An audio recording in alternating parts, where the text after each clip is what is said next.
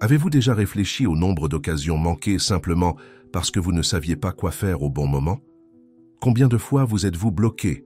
Vous êtes-vous embrouillé? Ou avez-vous dit exactement la mauvaise chose alors qu'une personne incroyable était en face de vous? Si vous pouviez remonter le temps et refaire ces moments décisifs, que changeriez-vous? C'est exactement de cela dont nous allons parler aujourd'hui. Des secrets qui séparent les hommes qui réussissent naturellement de ceux qui restent pris dans le cycle infini de la frustration. Et non, je ne parle pas de techniques de manipulation ou de jeux psychologiques bon marché. Je parle d'une transformation réelle, profonde, qui changera non seulement vos relations, mais qui vous transformera en tant qu'homme. La vérité est que la plupart des hommes jouent au mauvais jeu. Ils pensent que la séduction est une question de ce que vous dites, de répliques parfaites, d'avoir le corps idéal ou la voiture de vos rêves. Mais laissez-moi vous confier un secret que peu connaissent.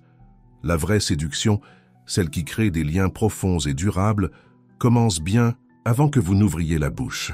Elle commence dans la façon dont vous pensez, dont vous vous voyez, dont vous vous positionnez dans le monde. Et aujourd'hui, je vais vous montrer exactement comment faire en sorte que cette transformation se produise. Premièrement, parlons de présence. Savez-vous ce qu'est la vraie présence? Il ne s'agit pas d'être le plus grand, le plus fort ou le plus beau de la pièce. La présence, c'est occuper votre espace dans le monde sans vous excuser d'exister. C'est entrer dans un endroit et que les gens remarquent naturellement votre arrivée. Non pas parce que vous avez fait du bruit ou attiré l'attention, mais parce que votre énergie parle d'elle-même. Combien de fois êtes-vous entré quelque part et vous êtes senti invisible? Combien de fois avez-vous voulu parler à quelqu'un, mais êtes resté dans un coin en attendant le moment parfait qui n'est jamais arrivé? La présence commence par la posture. Et je ne parle pas seulement de rester droit, bien que ce soit important. Je parle d'une posture mentale, émotionnelle. Il s'agit de croire que vous méritez d'être là où vous êtes, que vous avez une valeur à apporter, que votre présence ajoute quelque chose à l'environnement. Lorsque vous intégrez vraiment cela, votre corps s'ajuste naturellement. Vos épaules se détendent mais restent droites, votre regard est ferme mais pas agressif, vos mouvements deviennent plus fluides et plus confiants. Mais voici le premier obstacle que la plupart des hommes rencontrent. La petite voix intérieure qui vous dit que vous n'êtes pas assez bien. Cette voix irritante qui vous compare à tous les autres hommes et trouve toujours quelque chose dans lequel vous êtes en retard. Cette voix est votre pire ennemi dans la séduction. Elle sabote chacune de vos tentatives avant même que vous ne commenciez. Et le pire, c'est que vous nourrissez cette voix tous les jours sans vous en rendre compte. Chaque fois que vous vous comparez sur les réseaux sociaux, chaque fois que vous vous rabaissez mentalement, chaque fois que vous acceptez moins que ce que vous méritez, vous renforcez ce saboteur interne. Maintenant, dites-moi une chose. Pensez-vous vraiment qu'une femme veut être avec un homme qui ne croit pas en lui-même, qui passe son temps à se comparer et à se rabaisser? Bien sûr que non. Les femmes ont un radar naturel pour détecter l'insécurité, et il n'y a pas de quantité d'eau de Cologne ou de vêtements chers qui puissent la masquer. L'insécurité transpire par vos pores, par votre langage corporel, par le ton de votre voix, par le nervosisme de votre regard. Alors, comment construisez-vous cette présence authentique? Cela commence par de petits défis quotidiens. Chaque jour, vous allez faire quelque chose qui vous sort un peu de votre zone de confort. Cela peut être d'engager une conversation avec un inconnu, d'exprimer votre opinion lors d'une réunion ou simplement de maintenir le contact visuel plus longtemps que vous ne le feriez normalement. L'important est d'étendre progressivement vos limites, de vous prouver que vous êtes capable de plus que vous ne l'imaginez. Et voici un secret que peu de gens comprennent. Le rejet est votre meilleur ami dans ce processus. Oui, vous avez bien entendu, chaque refus que vous recevez est une occasion de grandir, une chance de renforcer votre résilience émotionnelle. Le problème, c'est que la plupart des hommes ont tellement peur du rejet qu'ils préfèrent ne même pas essayer. Ils restent bloqués dans la fantaisie, imaginant des scénarios parfaits qui ne se réalisent jamais. Mais laissez-moi vous dire une chose, la douleur du rejet dure quelques minutes, peut-être quelques heures. La douleur du regret dure toute une vie. Deuxièmement, parlons de communication authentique. La plupart des hommes pensent qu'ils doivent avoir un scénario, des phrases toutes faites, des techniques élaborées. Mais la vérité est que la meilleure conversation est celle qui coule naturellement, qui vient du cœur, qui exprime qui vous êtes vraiment. Le problème, c'est que la peur nous pousse à créer des personnages, des masques que nous pensons qui vont nous protéger ou nous rendre plus attirants. Mais ces masques tombent toujours, et lorsqu'ils tombent, la déception est dévastatrice. Là, c'est. Communication authentique commence par l'écoute. Oui, avant de parler, vous devez apprendre à vraiment écouter, pas cette écoute superficielle où vous attendez simplement votre tour de parole, en pensant à ce que vous allez dire ensuite. Je parle d'une écoute profonde, où vous êtes véritablement intéressé par ce que l'autre personne a à dire, où vous captez non seulement les mots, mais les émotions qui se cachent derrière, où vous posez des questions qui montrent que vous êtes attentif. Savez-vous quel est le plus grand aphrodisiaque qui existe? L'attention sincère. Lorsque vous vous souciez vraiment de ce que quelqu'un dit, lorsque vous montrez un véritable intérêt pour l'histoire, les rêves, les peurs de l'autre personne, vous créez un lien qui va bien au-delà de la surface. Mais cela exige que vous fassiez taire votre ego un instant, que vous cessiez de penser à comment impressionner et commenciez à penser à comment vous connecter. Et voici un autre point crucial. La vulnérabilité. Le mot qui fait trembler la plupart des hommes.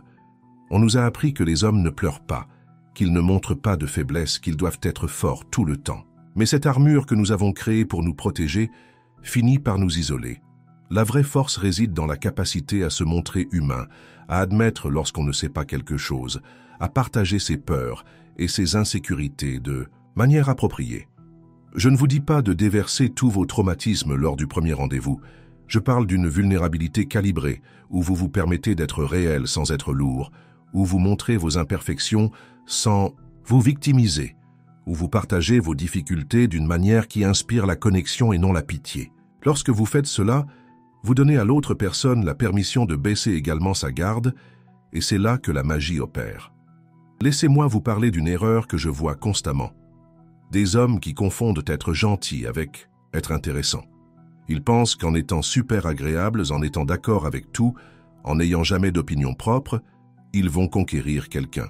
Mais le contraire se produit. Ce comportement crie le désespoir et le manque de personnalité. Les femmes ne veulent pas d'un paillasson, elles veulent un partenaire, quelqu'un de substance, avec des opinions, avec ses propres passions. Cela ne signifie pas être grossier ou irrespectueux. Cela signifie avoir des limites claires, savoir dire non lorsque cela est nécessaire, exprimer son désaccord avec respect, avoir ses propres intérêts et priorités. Lorsque vous agissez ainsi, vous montrez que vous avez votre propre vie, que vous n'êtes pas désespéré d'être approuvé, que vous pouvez apporter de la valeur à une relation au lieu de simplement aspirer son énergie. Et en parlant d'énergie, passons au troisième point fondamental. Le but et la passion. Rien n'est plus attirant qu'un homme qui sait où il va, qui a des objectifs clairs, qui construit quelque chose dans sa vie. Il n'est pas nécessaire d'être un homme d'affaires, millionnaire ou un athlète célèbre. Il peut s'agir d'un professeur passionné par l'éducation, d'un mécanicien qui aime les voitures, d'un cuisinier qui se consacre à son art. L'important est d'avoir quelque chose qui vous motive, qui vous fait vous lever le matin avec enthousiasme. Lorsque vous avez un but clair, lorsque vous vous concentrez sur la construction de quelque chose de plus grand que vous-même, votre énergie change complètement. Vous cessez de tourner autour des femmes comme si elles étaient le soleil et vous une planète désespérée.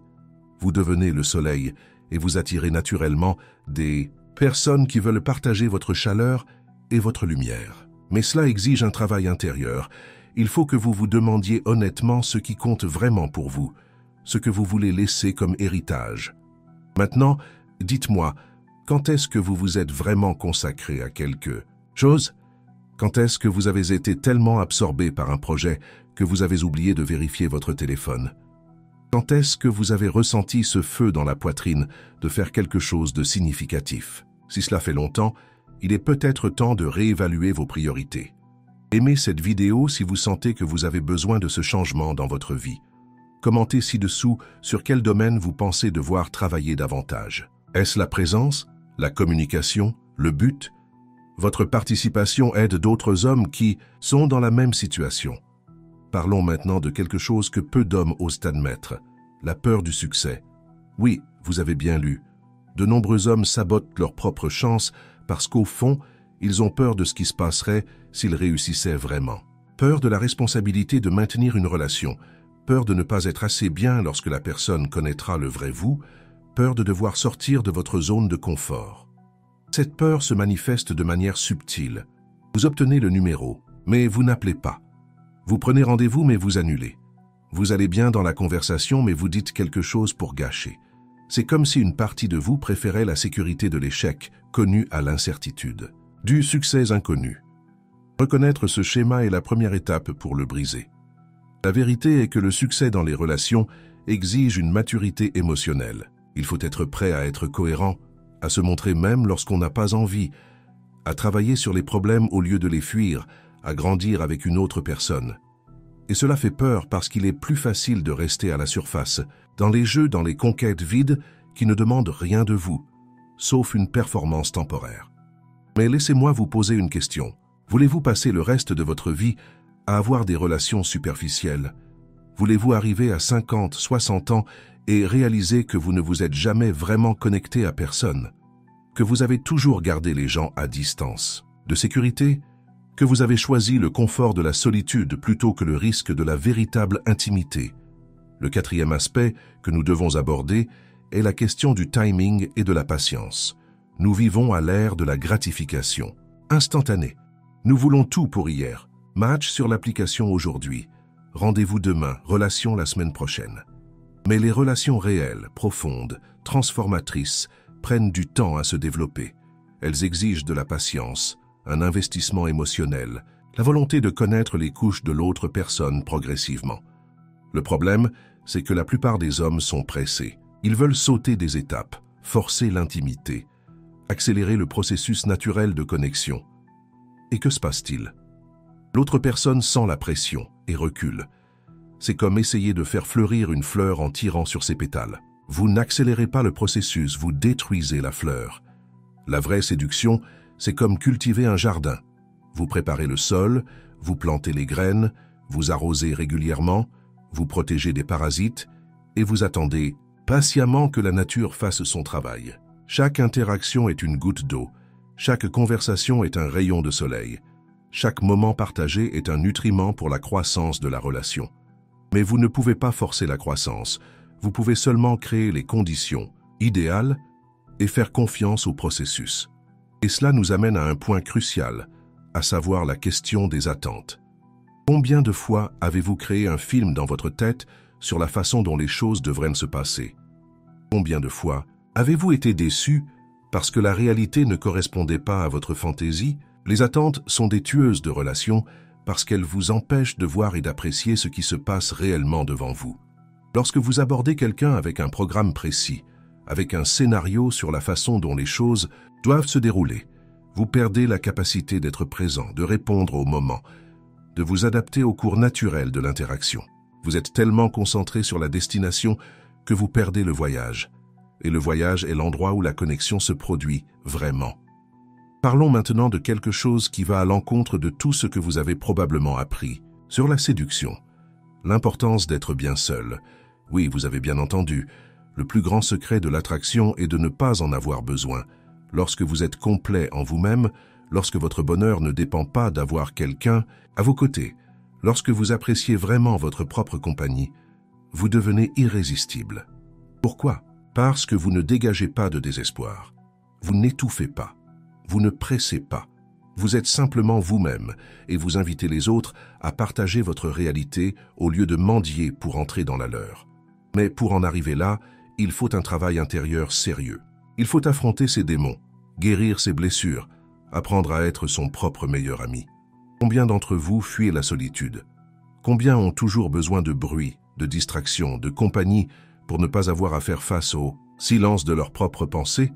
Cette fuite est ce qui crée le besoin désespéré de validation extérieure.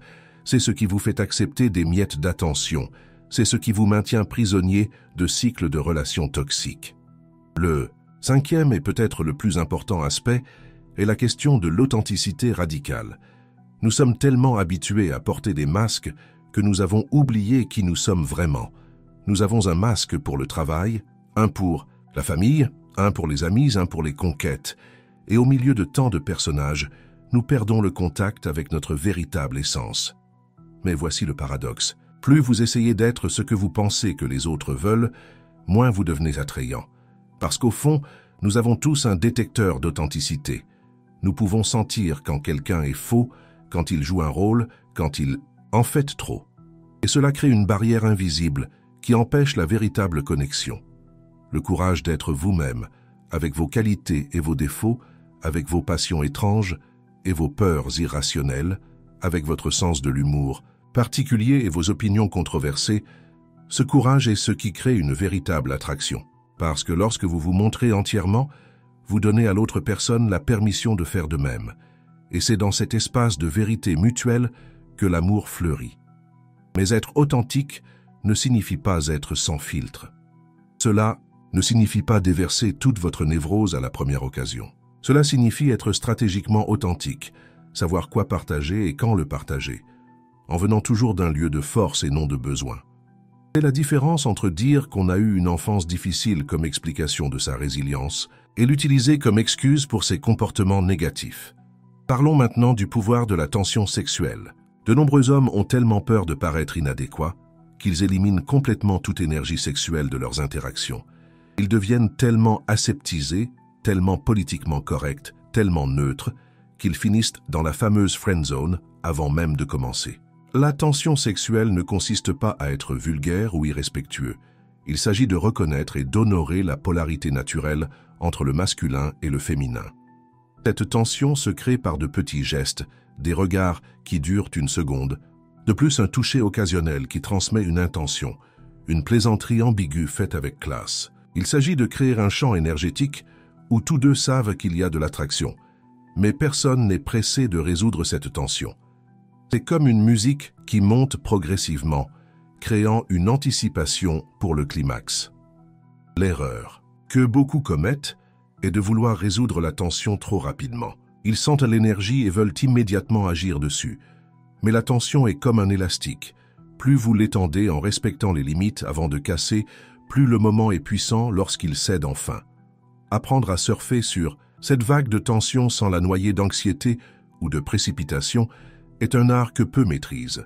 Inscrivez-vous à la chaîne et activez les notifications pour ne pas manquer les prochaines vidéos où j'approfondirai chacun de ces sujets. Partagez cette vidéo avec cet ami qui a besoin d'entendre ces vérités.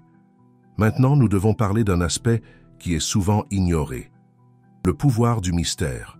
Nous vivons à l'ère de la surexposition où nous partageons chaque pensée, chaque repas, chaque instant sur les réseaux sociaux.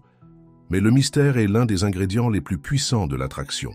Lorsque vous révélez tout d'un coup, lorsque vous ne laissez rien à l'imagination, vous tuez la curiosité qui alimente le désir. Le mystère ne consiste pas à mentir ou à cacher des choses importantes. Il s'agit de se révéler par couches, comme un oignon qui est pelé progressivement. Il s'agit de garder certains aspects de votre vie privée, d'avoir des expériences qui sont uniquement les vôtres, de cultiver une profondeur qui n'est pas immédiatement apparente. Lorsque quelqu'un sent qu'il y a toujours plus à découvrir en vous, l'intérêt reste vif. Pensez aux personnes qui vous ont le plus intrigué dans la vie. Ce ne sont probablement pas celles qui ont déversé toute leur histoire de vie lors du premier rendez-vous. Ce sont celles qui ont laissé des questions en suspens, qui avaient une aura de profondeur inexplorée, qui semblaient à l'aise avec leurs propres secrets. Ce mystère crée un magnétisme naturel qui invite à l'exploration. Le 6e point crucial concerne le leadership masculin. Et avant que vous ne pensiez que je parle de machisme ou de domination, laissez-moi préciser. Le leadership masculin, c'est avoir une direction, prendre des initiatives, créer une structure et une sécurité émotionnelle. C'est être capable de prendre des décisions, de planifier des rendez-vous, de suggérer des activités, sans être contrôlant ou inflexible. De nombreux hommes aujourd'hui sont tellement préoccupés par le fait de ne pas paraître dominateurs qu'ils renoncent complètement à tout leadership. Ils passent leur temps à demander ce qu'elle veut faire, où elle veut aller, ce qu'elle veut manger.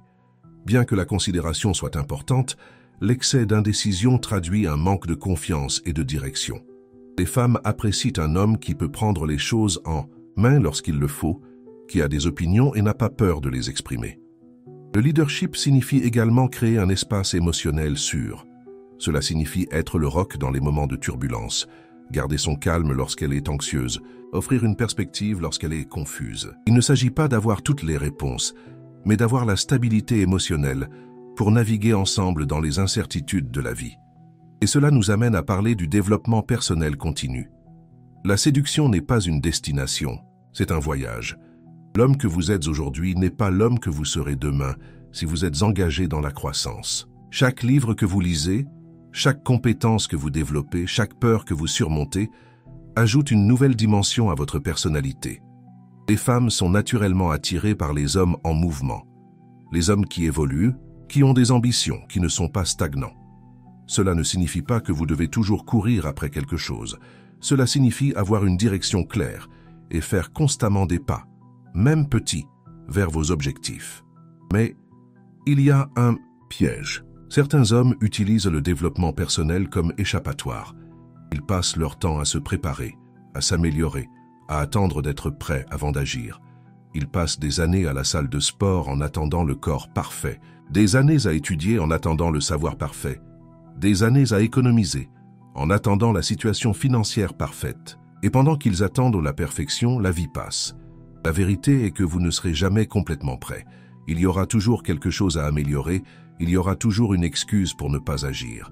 Le secret est d'agir tout en s'améliorant, d'apprendre en faisant, de grandir grâce à l'expérience et non seulement à la théorie. Chaque interaction est une occasion de pratique, chaque rejet est une leçon, chaque succès est un pas vers le niveau suivant. Parlons maintenant de quelque chose qui peut être inconfortable pour beaucoup, l'importance d'avoir des critères élevés. De nombreux hommes ont tellement faim d'attention féminine qu'ils acceptent les miettes qui tombent de la table. Ils ignorent les signaux d'alarme évidents, tolèrent le manque de respect, se contentent de beaucoup moins que ce qu'ils méritent. Et savez-vous ce que cela communique? Une faible estime de soi. Lorsque vous avez des critères clairs sur le type de personne que vous voulez dans votre vie, sur la façon dont vous attendez d'être traité, sur ce que vous êtes prêt à accepter et ce que vous n'êtes pas, vous vous positionnez automatiquement comme quelqu'un de grande valeur. Cela ne signifie pas être arrogant ou inflexible. Cela signifie connaître votre valeur et ne pas la négocier par peur d'être seul. Des critères élevés signifient également être prêt à dire non, à mettre fin aux situations qui ne vous conviennent pas, à choisir la qualité plutôt que la quantité. Lorsque vous montrez que vous avez le choix, même si ce choix comprend le fait d'être heureux seul, vous devenez infiniment plus attrayant que le type désespéré qui accepte n'importe quoi. Et cela nous amène à un concept fondamental qui est l'abondance mentale. La plupart des hommes agissent à partir d'un sentiment de manque. Ils agissent comme si chaque femme qui montre un minimum d'intérêt était la dernière femme sur Terre. Cet état d'esprit de manque crée des comportements nécessiteux, collants, étouffants. Vous connaissez le genre, celui qui envoie 15 messages d'affilée, qui vérifie si elle a lu, qui panique si elle met du temps à répondre. L'abondance mentale ne consiste pas à être un coureur de jupons qui a plusieurs femmes. Il s'agit de comprendre qu'il y a littéralement des milliards de femmes dans le monde, qu'il y aura toujours de nouvelles occasions, qu'un rejet n'est pas la fin du monde. Lorsque vous intégrez vraiment cet état d'esprit, votre comportement change naturellement.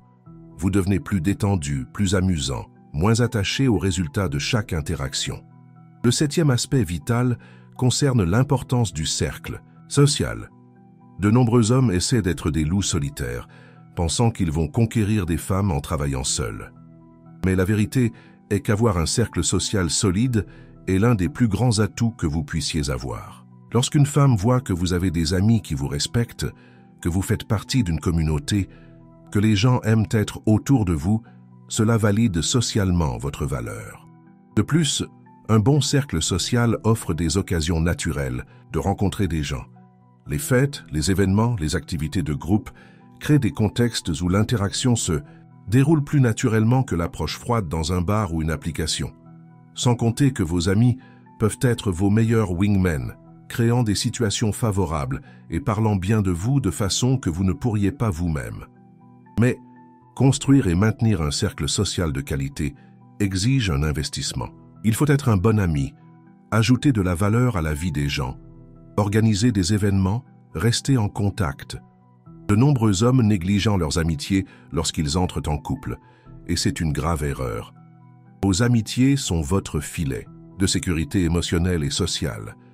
Abordons maintenant un sujet délicat mais crucial, la question de l'apparence et du soin de soi. Oui, la personnalité est plus importante que l'apparence, Mais cela ne signifie pas que l'apparence n'importe pas. Prendre soin de soi, de son hygiène, de son style, de sa forme physique, communique le respect de soi. Lorsque vous vous présentez, bien vous dites au monde que vous vous appréciez. Cela ne signifie pas que vous devez ressembler à un mannequin ou dépenser une fortune en vêtements. Cela signifie faire de votre mieux avec ce que vous avez. Une coupe de cheveux qui met en valeur votre visage, des vêtements qui vous vont bien, une barbe bien taillée ou un visage bien rasé, des ongles propres, une haleine fraîche. Ce sont des détails basiques qui font une énorme différence. Le soin de soi va au-delà de l'apparence. Il comprend le soin de votre santé mentale, de votre alimentation, de votre sommeil. Lorsque vous vous sentez bien avec vous-même, cela transparaît dans votre énergie. Vous devenez plus vibrant, plus présent, plus attirant. Et l'exercice physique, en plus d'améliorer votre apparence, libère des endorphines qui améliorent votre humeur et votre confiance. Le 8e point fondamental est l'art de créer des expériences mémorables. La plupart des hommes sont prévisibles. Dîner et cinéma, bars et boîtes de nuit, les mêmes endroits, les mêmes conversations.